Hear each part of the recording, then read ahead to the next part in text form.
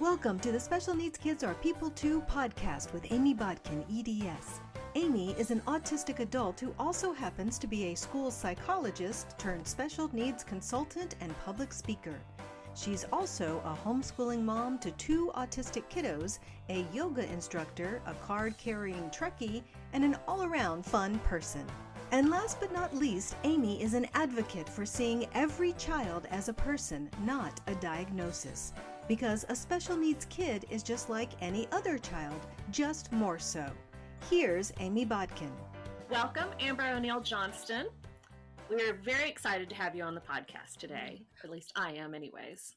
I would love to let you introduce yourself and tell us a little bit more about who you are and what Heritage Mom is and how you got started with I would love to. Mom. Thanks for having me today. So I am Amber O'Neill Johnston. As you mentioned, I live just outside of Atlanta, Georgia. My husband Scott and I, we have 4 kiddos. They are 11, 9, 7, and 5, and no one has had their birthdays yet this year, so we will be on even numbers soon enough. I've been homeschooling the children from the beginning, but I am a big proponent also of our local public schools. My parents were both public school principals, so I know it's crazy. And my sister was on the school board in my hometown. So I am deeply invested in all forms of children's education. So yeah, it's a unique story, a very unique background. I blog at heritagemom.com and Heritage Mom blog on Instagram, and I mostly talk about opportunities for children to see themselves in their books and other aspects of their lives, whether it's things that they're listening to or watching, places they're going, things they're participating in, organizations that they're a part of. And I kind of came to that. I fell into it. I didn't have this big philosophical idea of this business I was going to start or this brand I was going to launch. In fact, I always say I was just a mom, like sitting there in the house with my kids. And early on, I had prepared all of these wonderful materials and resources for my oldest child as I began formal school lessons with her.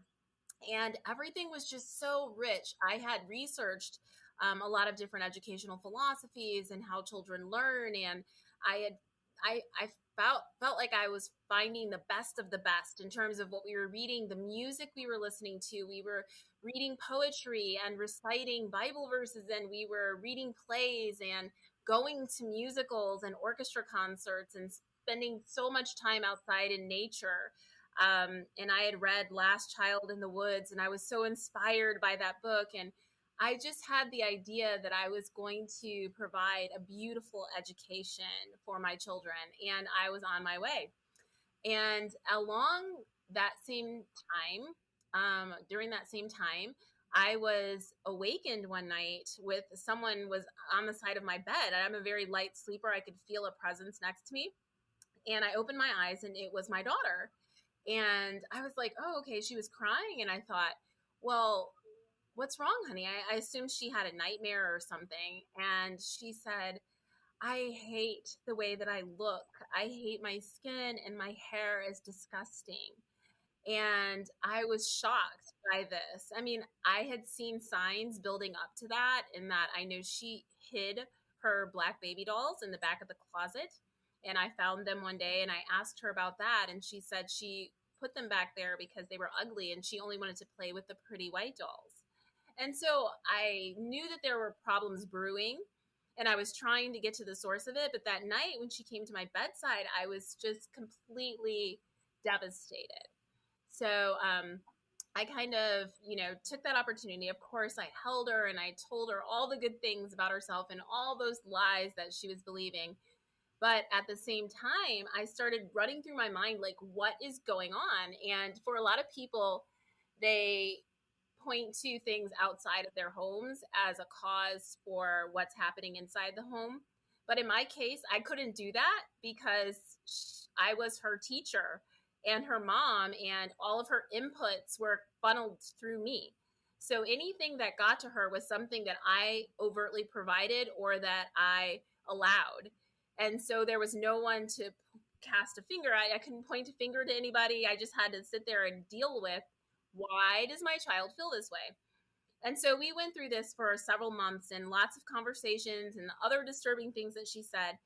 And where we eventually landed was where she expressed to me that I told her we learn important things. We spend our time learning important things. And she said, and we only learn about white people. So those are the important people.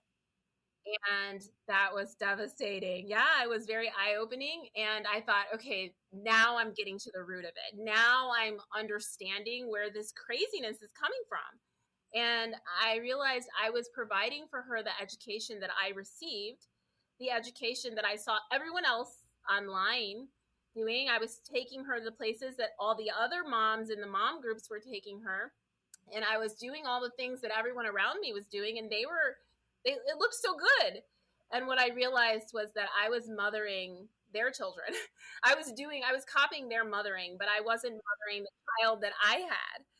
And it was in that moment that I decided to commit myself personally to expressing our culture for her in the way that I wore my hair, in the things that I talked about, all the things I wanted her to be proud of, I committed to being proud of.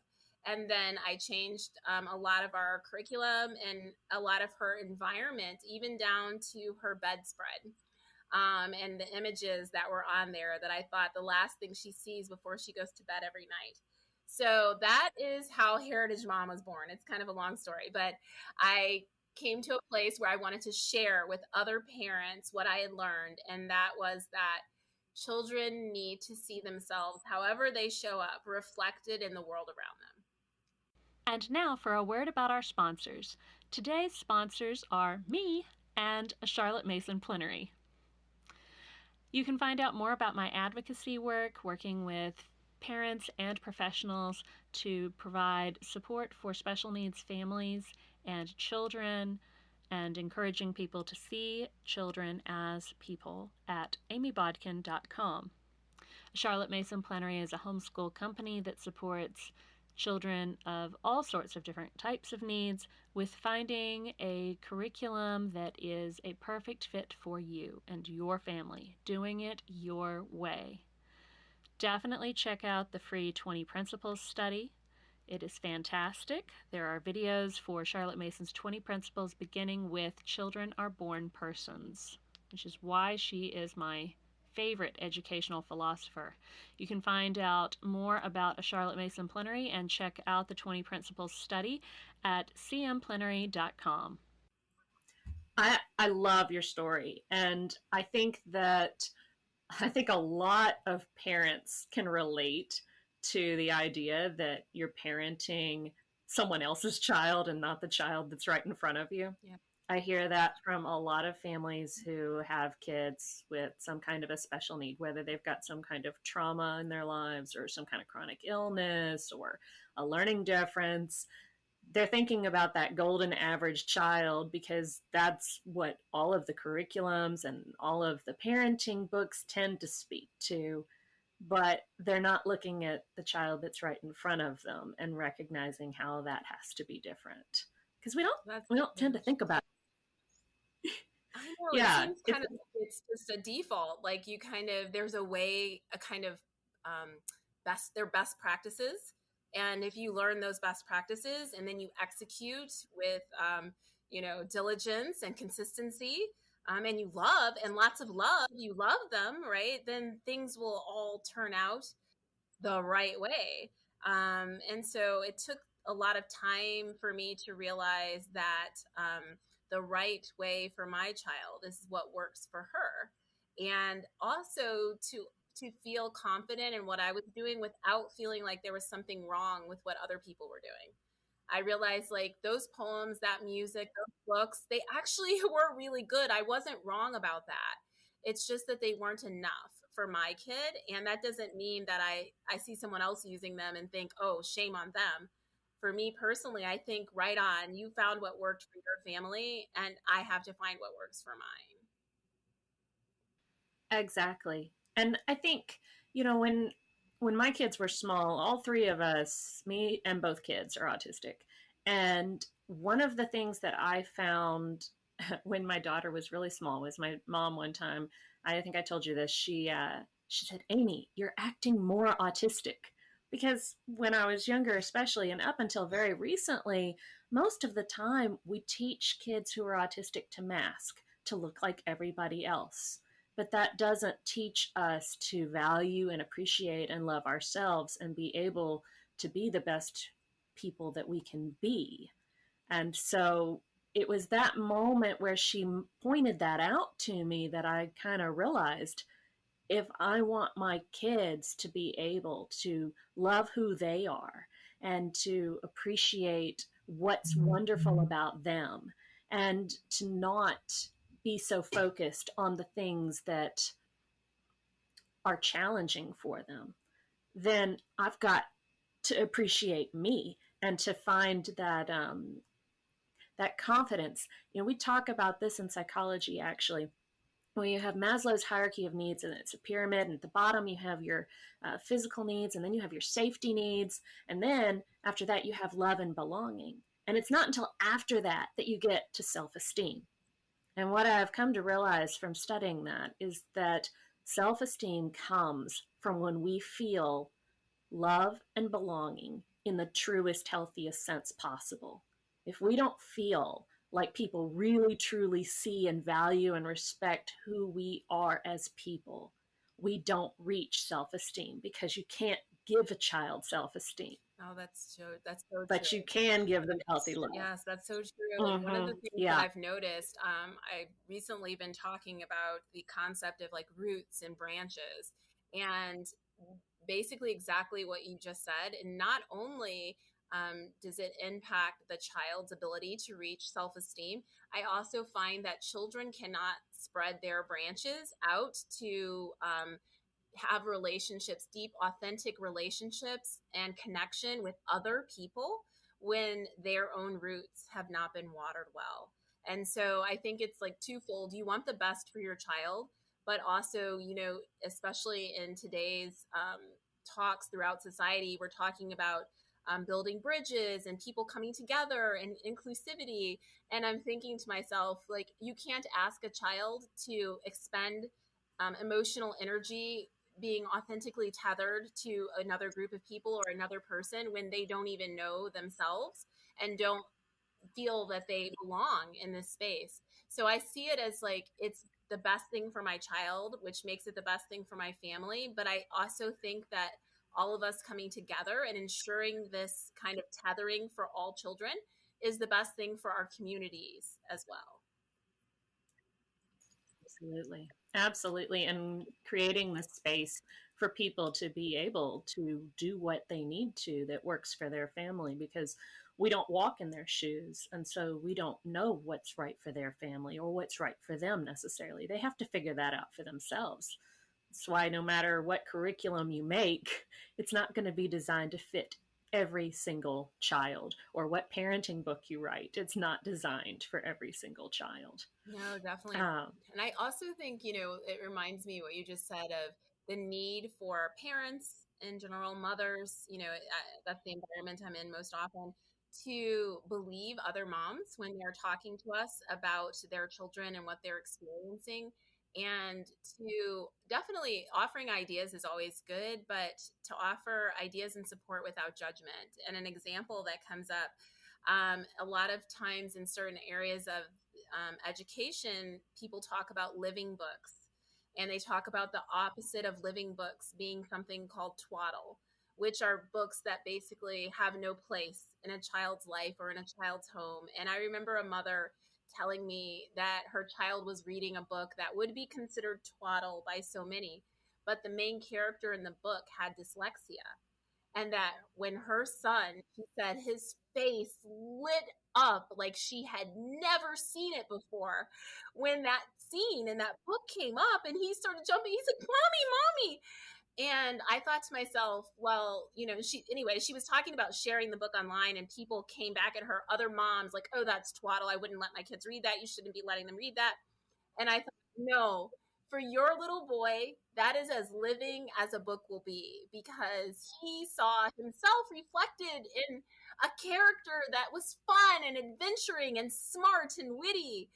And so I think that as other moms, when we see opportunities, we see a mom that may be doing something differently, or a parent or a family, rather than condemning them or making them feel guilty, let's try to understand and let's celebrate that. Like, I'm so happy that you found a book that your boy loves. I think that that's another way that we can grow our communities and kind of support each other without even understanding fully the situation. When a mom or a father tells you what's going on, I think our best bet is to believe them.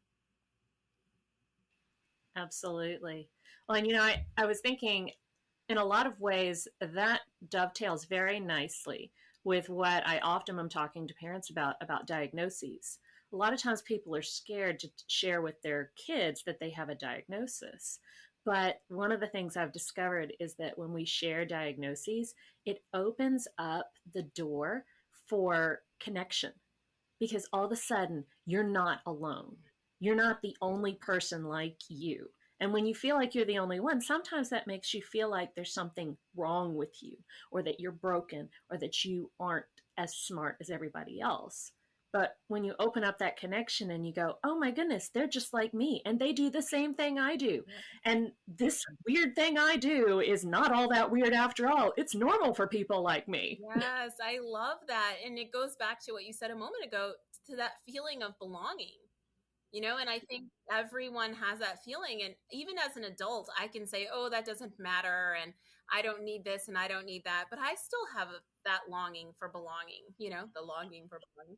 I still have that drive to want to belong. And I can tell when I'm feeling rooted in the place where, before kids, it was like where I was working or where I was at church or my neighborhood or my friend group. And now it's still those same things, but also, within the communities that I'm operating in and who we're doing life with. And there is a feeling of, I don't need 100 best friends, but I just want to belong and feel like there's a seat for me at the table.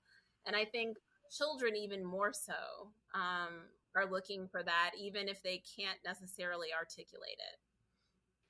Very true. And, I think it also goes back to books too, because sometimes we don't have the opportunity to be around people that are just like us in person, like who have the same cultural heritage or the same diagnosis or, whatever it is.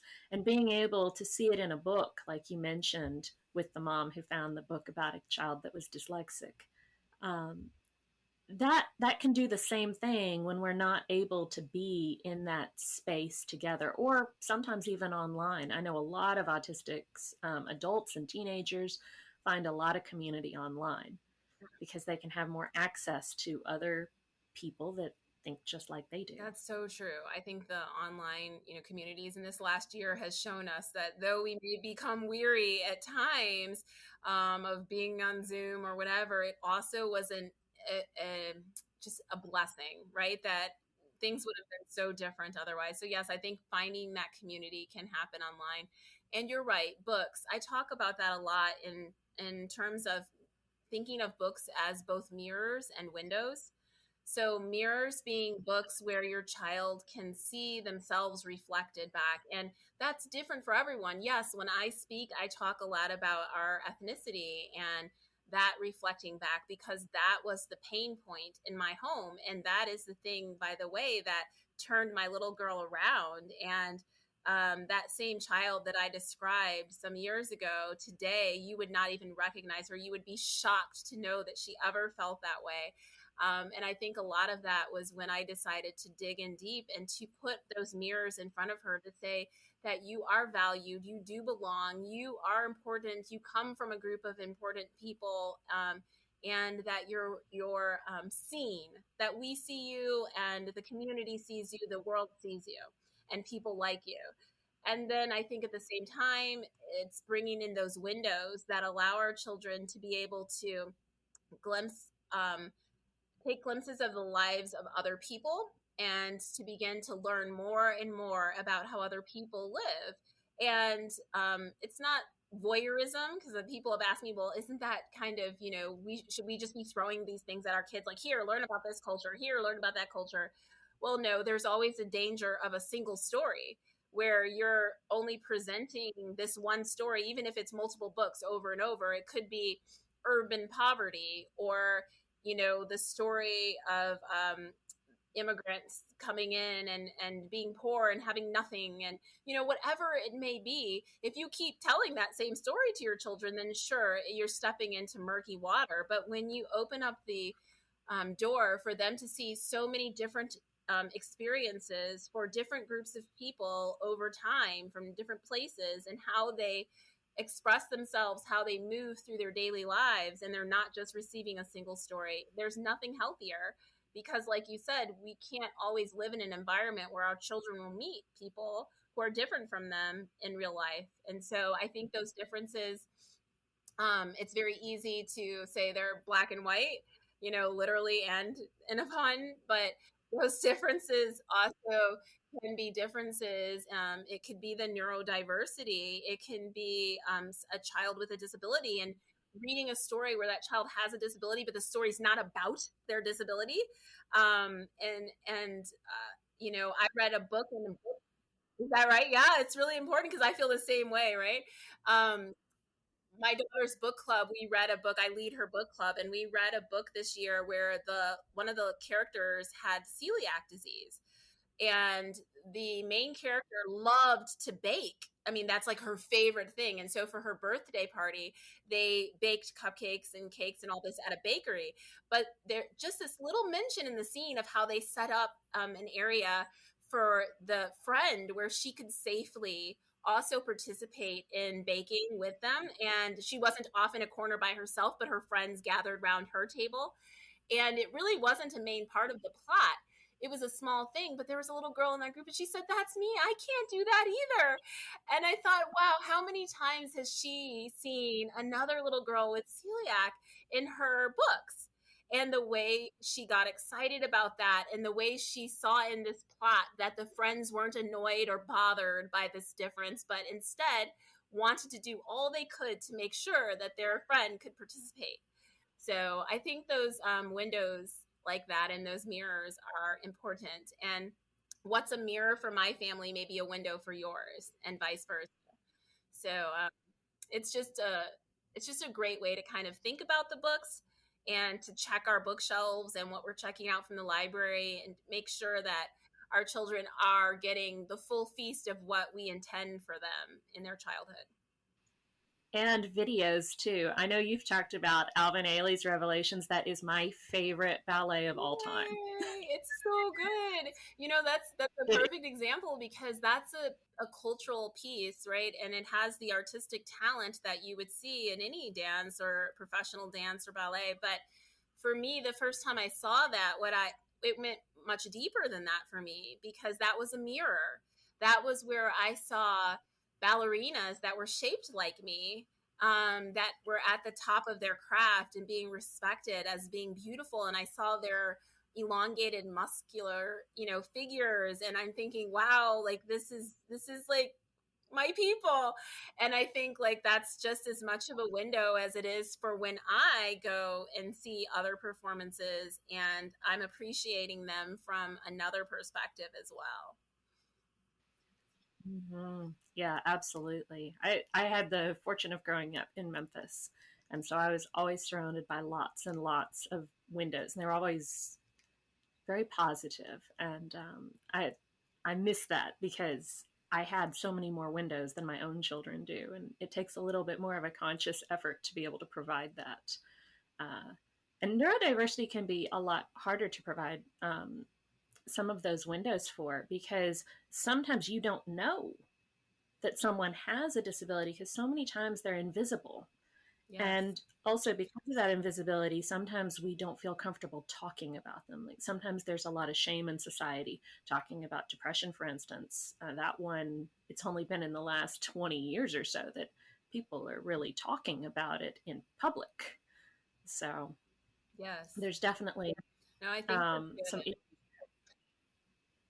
Mm-hmm.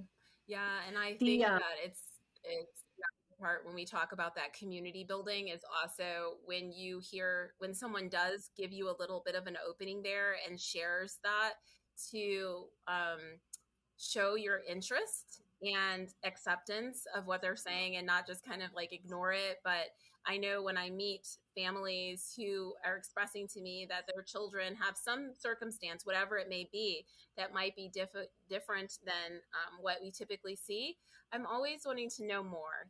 Like I want to get to know that child in a way that is safe for them and comfortable for them. And I want my children to as well.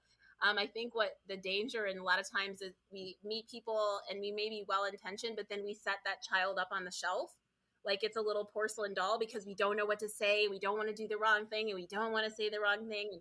What if this happens and what if that happens? And what that does is you think you're protecting that child, but what you did is you isolated them. And so I find that having that connection between parents where we can openly discuss, like, what does this look like? How does your child show up? This is how my child shows up. How can we bring them together in a way that's safe for both of them? And I wish that those conversations were more common and that we could bring more of this to the forefront, making it normal to talk about it. Yeah, well, and one of the, I'll call it a little bit of a tip from psychology is that when we meet people and we're not sure what to say, usually the best thing to do is to ask questions because people love to talk about themselves if you give them the opportunity. And so when you do meet someone who's got a child with disabilities, one of the most common things I've heard is, oh, wow, you have a lot on your plate. Or, well, God only gives special kids to special people. And I'm like, are you not special? Yeah. So the thing, we want to like try to be encouraging and supportive, but sometimes really the best thing to do is to ask questions. Yes. Wow. So, how did y'all find that out? How does that have an impact on your day to day? What are the things you like the best? What are the things you struggle with the most? Yes. Those kinds of things. Opening the conversation. Yes, definitely. And asking also, ahead of time, sometimes before planning with some of my friends, I'll say, hey, I was thinking of doing this with the kids, whatever it is, going to the zoo or whatever. What would that experience be like for your family? Is that a good idea for something for us to do together? Or, what are some other ideas of things that your children enjoy? And then I tell them what my kids enjoy too, because nobody wants to always feel like they're the ones who are kind of pulling down the thing or everything's revolving around them. And I'm like, let's find something that's working for both families the way, that we are showing that we value each other and that we value each other's children. And I know it makes me feel closer to other people when I can see that they value my children. And I want to do the same thing for others. Absolutely. And I think also along with this idea of mirrors and windows, and I got this idea actually, I took a multicultural counseling class when I was in graduate school, and I had to interview my family at the end of the class to write a paper about our experiences with different types of diversity and race, class, religion, all of those differences. And my grandfather lived in Birmingham, Alabama, right after the Martin Luther King time period, during the Jim Crow laws. And one of the things he told me when I was doing this interview, he said, a lot of times people will say that racism takes on by family.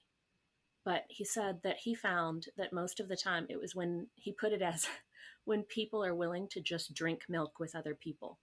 And what he meant was when people aren't willing to stand by what they see to be right versus what they see to be wrong. And they're willing to just bend their character and their values based on the people around them.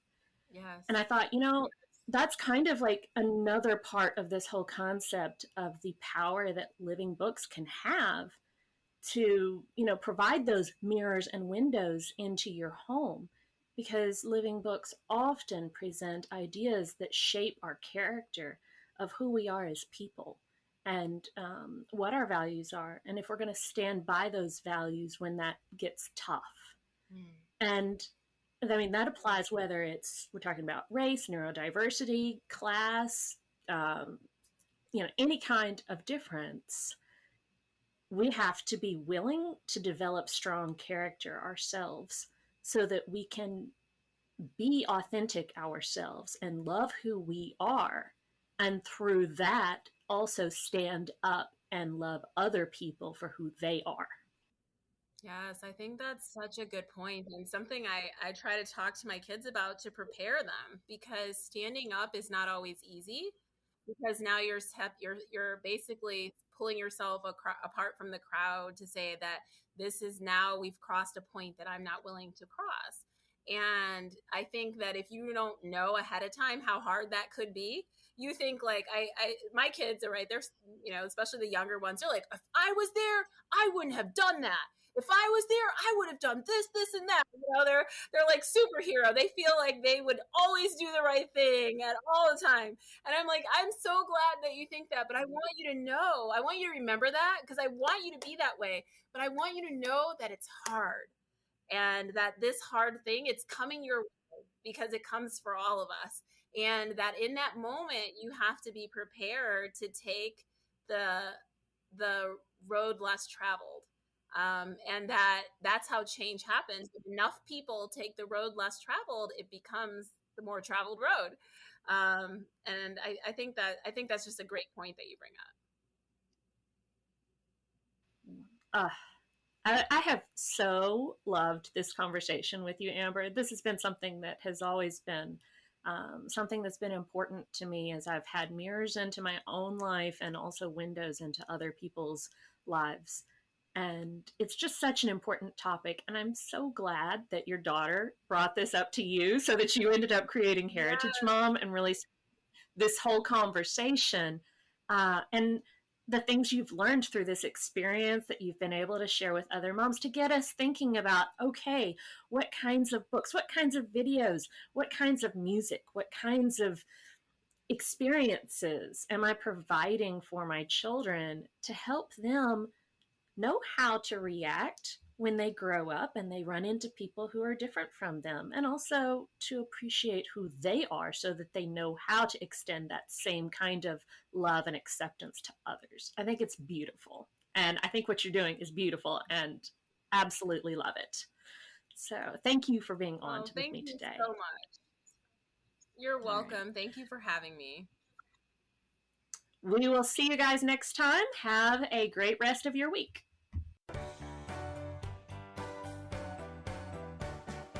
We hope you had fun listening to today's episode and gained some new insights into the wonderful variety of people in our world.